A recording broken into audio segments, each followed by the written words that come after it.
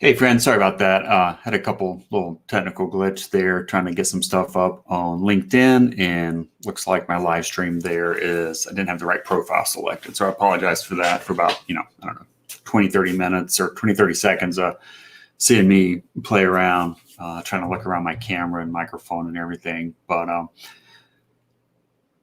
now that I'm here, I just want to talk about something that somebody said to me this weekend that I had to react to or had to reflect on, and then had to make some commitments and decisions in my life. And the person said something, and we were talking to, my kids were in the room, and they said, hey,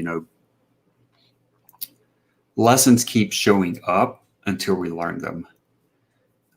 And I'm probably not the only person in the world that has been a little slow to pick up on some lessons that, different patterns of behavior in my life and different responses that I have that especially come out under stress, and things that I do that I know I shouldn't be doing that impact relationships. And so when the person said that, I thought, man, I've done a lot of growth over the past couple of years, made a lot of good decisions, but there's been some things that I still make poor decisions on. We all do. A lot of our day-to-day interactions are just that. They are decisions that are ingrained in our neurology, and those can be changed, which is what I love helping people do with NLP and hypnosis and timeline therapy. But I had to do some of that on myself this weekend, and I realized that the number one thing that I needed to do was, so I spent all day yesterday basically in reflection and working on some tax issues, but the reflection part was still hard, but more fun than taxes. So, what I've learned is that reflection requires a couple of things. And first of all, that it requires,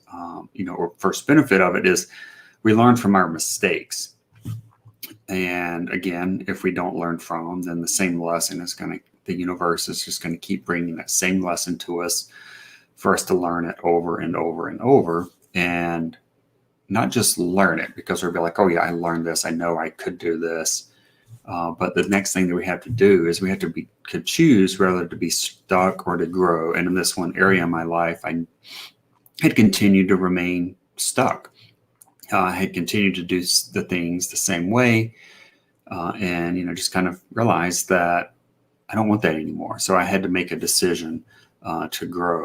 And that growth, though, does require commitment on our parts. We have to not only commit to making a change in our lives, but we also have to know why we're making that change and what the benefits are, what the costs are. And so I just hope that whenever, just to make you aware, and as you go through your days and the same things keep happening to you, just ask yourself, hey, I keep having the same conversation with this person. I keep having the same thing go wrong, or I keep having the same thing go right, but it's not as good as it could be. Both of those are situations, and all of those are situations where we can stop and reflect, and then in that reflection be able to decide, hey, do I want to grow or am I going to stay stuck?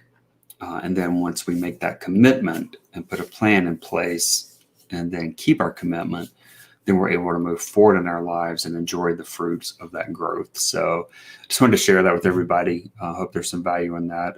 If you want to, just put some prayer hands down below, little emoji or thank you hands, and would love to hear from you if there's something that you think is going on in your life that you could use a little bit of reflection and then a solid commitment to grow instead of staying stuck. I'd love to hear from you.